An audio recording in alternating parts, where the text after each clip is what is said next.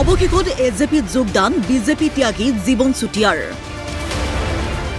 জীৱন চুতীয়াৰ এজেপি ভ্ৰমণক লৈ শংকিত নেকি বিজেপি? একালৰ সতীৰ্থৰ বিৰোধী শিবিৰত যোগদানক লৈ শংকিত নেকি বিজেপি বিধায়ক বিশ্বজিৎ ফুকন? সৰুপথাৰ ৰাজনীতিৰ নতুন সমীকৰণক লৈ ব্যাপক চৰ্চা ৰাজনৈতিক মহলত। তাৰ মাজতেই যোগদান কাৰ্যসূচীত এক আজব কাণ্ড। মঞ্চৰ সমীপত অজ্ঞাত লোকে পেলালে মাটি। মাটিৰ দমেৰে পেণ্ডেলত বিশৃংখল পৰিৱেশৰ সৃষ্টিৰ চেষ্টা চলালে অচিনাক্ত লোকে। এই কাণ্ড বিজেপিৰ দ্বাৰা সংঘটিত কৰাৰ অভিযোগ এজেপি নেতৃত্বৰ। এজেপিৰ সভাত বাধা দি প্ৰত্যাহ্বান সৃষ্টি কৰিব নোৱাৰে বুলি সমালোচনা। জীৱন চুতীয়াৰ যোগদানে বিজেপিত কঁপনি তুলিছে। বিশ্বজিৎ ফুকনৰ ভেটি কপাই নিৰ্বাচন খেলিবলৈ সাজু বুলি ঘোষণা জীৱন চুতীয়াৰ। অশান্ত সমুদ্ৰতে সুদক্ষ নাবিকৰ জন্ম হয়। মানে অনুকূল বাতাবৰণ আৰু শান্ত সমুদ্ৰত সুদক্ষ নাবিক জন্ম হ'ব নোৱাৰে। এজন যাত্ৰী হওক এজন সুদক্ষ নাবিক হিচাপে গঢ় লৈ উঠিব আৰু জাহাজখনক গন্তব্যস্থান পোৱাবৰ বাবে সকলো সক্ষম।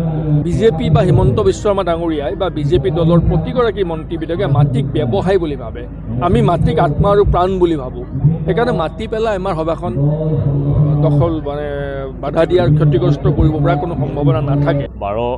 ১ জানুৱাৰী তাৰিখে মই ভাৰতীয় জনতা পাৰ্টি দলটোৰ পৰা পদত্যাগ কৰাৰ পাছত আজি এই যোগদানৰ জৰিয়তে দলৰ হৈ আমি ৰাইজৰ সেৱা কৰি যাবলৈ আমি প্ৰস্তুত হৈছোঁ। যদি দলে সুবিধা দিয়ে সৰুপথাৰ সমষ্টিত এইবাৰ বিজয় ধ্বজা উৰাবলৈ আমি প্ৰস্তুত। সৰুপথাৰ সমষ্টিত আছে যথেষ্ট সংখ্যক চুতীয়া জনগোষ্ঠীয় ভোটাৰ।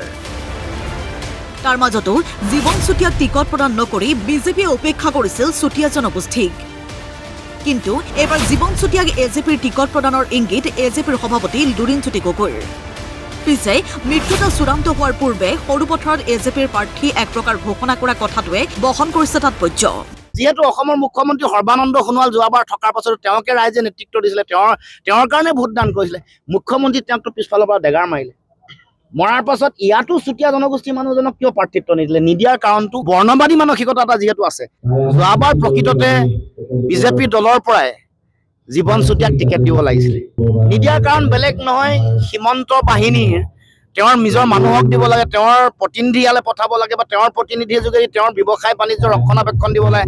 কাজিৰঙা আছে, কাজিৰঙাত তেওঁৰ ৰিজৰ্টটো আছে, কাজিৰঙাৰ ব্যৱসায় সহধৰ্মিনী, আকৌ NIL-ৰ এক্সপানশ্যন প্ৰজেক্ট আছে। সকলো চোৱা চিতা কৰিবৰ কাৰণে এগৰাকী বিশ্বস্ত মানুহ লাগে।